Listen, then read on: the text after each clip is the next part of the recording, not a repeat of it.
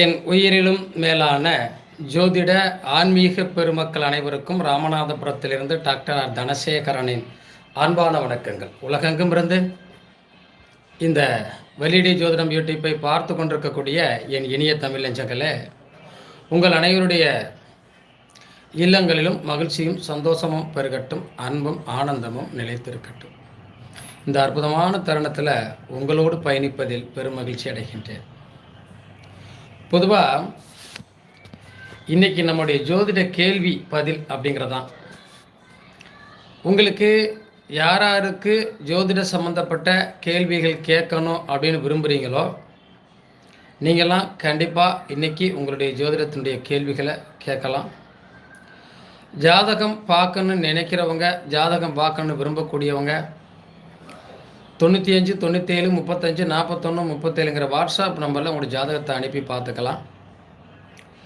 இன்றைக்கி இதை பார்த்துட்டு இருக்கக்கூடிய நண்பர்கள் சப்ஸ்கிரைப் பண்ணாதவங்க கண்டிப்பாக சப்ஸ்கிரைப் பண்ணிக்கோங்க. சப்ஸ்கிரைப் பண்ணிவிட்டு உங்களுடைய கேள்விகளையும் கேட்கலாம். ஜாதகம் பார்க்கணுன்னு நினைக்கக்கூடியவங்க கண்டிப்பாக 95 97 35 41 37ங்கிற நம்பரில் உங்களுடைய ஜாதகத்தை அனுப்பி பார்த்துக்கலாம். ரெண்டாவது, வாழ்க்கையில் எவ்வளவு தொலைக்கு நாம் பெரிய லெவலில் வாழ முடியும், நம் வாழ்வாதாரத்தை எந்த அளவுக்கு கொண்டு போக முடியும், KA அப்படிங்கிறதுலேருந்து கேள்வி கேட்டிருக்கீங்க. 7ஆம் அதிபதி மறைவு, சுக்கிரன் நீசம், என்ன பலன்? நிச்சயமாக நல்ல கேள்வி. சப்ஸ்கிரைப் பண்ணிக்கோங்க. சப்ஸ்கிரைப் பண்ணியவர்களுக்கு மட்டும் இன்றைக்கான கேள்விக்கான பதில். ஏன்னா நாங்கள் உங்களுக்காக இந்த பதிலை கூறுகிறோம். நீங்கள் எங்களுக்காக ஒரு முன்னெடுப்பை செய்து கொள்ளுங்கள்.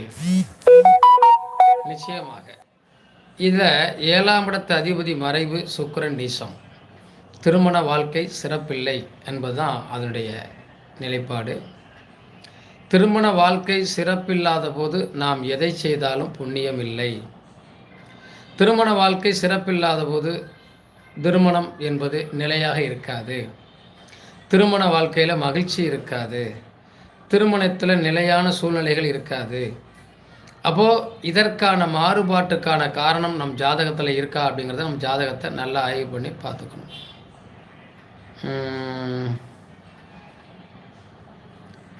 ஒரு நிலைப்பாட்டில் நிறைய விஷயங்கள் நம்ம பார்க்குறோம் இல்லையா?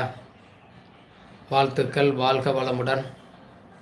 நிறைய விஷயங்களோடு நமது பயணங்கள், காலத்தின் கட்டாயத்தால் திருமண வாழ்க்கையில் சோதனைகள், வேதனைகள், பிரச்சனைகள், ஏண்டா திருமணம் பண்ணோம் அப்படிங்கிற மாதிரி ஒரு சந்தர்ப்ப சூழ்நிலை எல்லாமே ஏற்படுதில்ல.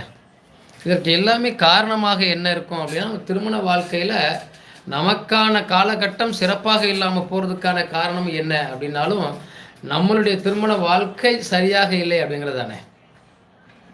இந்த 2ஆம் இடமோ 7ஆம் இடமோ 9ஆம் இடமோ சிறப்பாக இல்லாத போது திருமண வாழ்க்கை இனிக்கும், சிறப்பாக இருக்கும், மகிழ்ச்சியாக இருக்கும்.